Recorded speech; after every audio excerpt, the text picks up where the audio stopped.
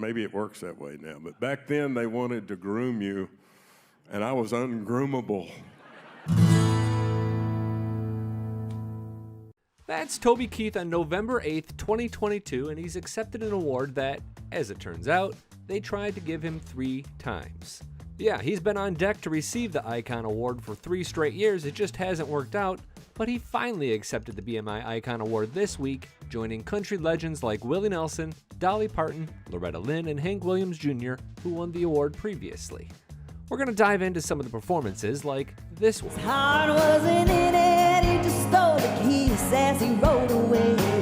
And this one. Walking through the front door, put a smile on my face. But first, tap thumbs up if seeing Toby Keith looking strong with a microphone in his hand is warming your heart. I'm Billy Dukes, and this video asks if Toby is healthy after a year-long cancer fight, and we'll do our best to answer that question in just a moment. Share a word of encouragement or your own inspiring cancer story in the comments below, and then please consider hitting subscribe for original country music news and analysis. Know how you got that intern that you always dump all your shit on? Well, they dumped me on Clay, so he comes out and he's like, the secretary needs to go get the big redneck away from the front bar. So anyway, I go down to Clay's office and he goes, what can I do for you? I go, I'm here to get affiliated. He said, okay, well, let's get you affiliated. The BMI Icon Award is given to exceptional songwriters in recognition of their unique and indelible influence on generations of music makers. And in taking the award, Toby thanked people like Harold Shedd and producer James Stroud. A couple of things really stand out about this speech. The first is how effortlessly Toby seems to speak off the cuff. Very few entertainers are also great public speakers, and we saw an example of that in the very next night. Country music's been real good to me, and I fell in love with it when I was a young man. I'm not throwing shade at Alan Jackson, but he was nervous and shy speaking when he accepted the CMA Lifetime Achievement Award. It's just a different skill set, one that I didn't know that Toby Keith had. The other thing, of course, is his physical appearance. Toby looked thin, but strong and sounded like Toby Keith.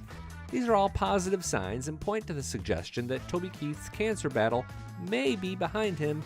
Here's what we know officially. You know nothing. Yeah, not much. Toby has remained very private as he's dealt with cancer. He's not so much as hinted about his health status since sharing this news with fans on June 12th. At that time, he said his cancer battle was 6 months old and he'd be taking time to breathe, recover, and relax. All tour dates were canceled. Tributes flooded in, but it was more or less business as usual for Toby. He even released a new single called Oklahoma Breakdown.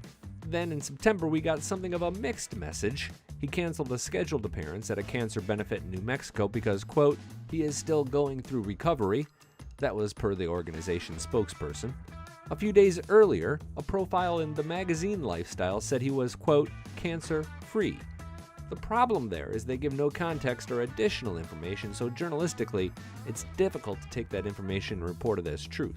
The only other sniff of an indication came in early November when Toby performed at a steakhouse in Kentucky. Steakhouse owner Jeff Ruby shared video and said Toby was rocking our Lexington stage after a year of kicking cancer's ass. Now, you might be saying, why not just ask?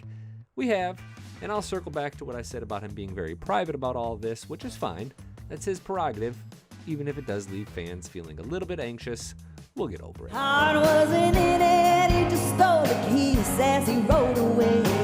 He never hung his hat. The BMI Country Awards, Carrie Underwood turned up to celebrate a fellow Oklahoman and sang his very first single, Should Have Been a Cowboy. Songwriters Scotty Emmerich and Dean Dillon also paid tribute to Toby, and Eric Church gave a unique version of I Love This Bar that you'll never hear anywhere else again. Come as you are and ain't that far. Ooh, ooh. I love this bar. So, what's next for Toby? Your guess is as good as ours. Officially, there's nothing on his tour calendar, but as soon as we can report on an appearance, we'll do it. I'm Billy Dukes for Taste of Country. Thanks for watching, and thanks for subscribing.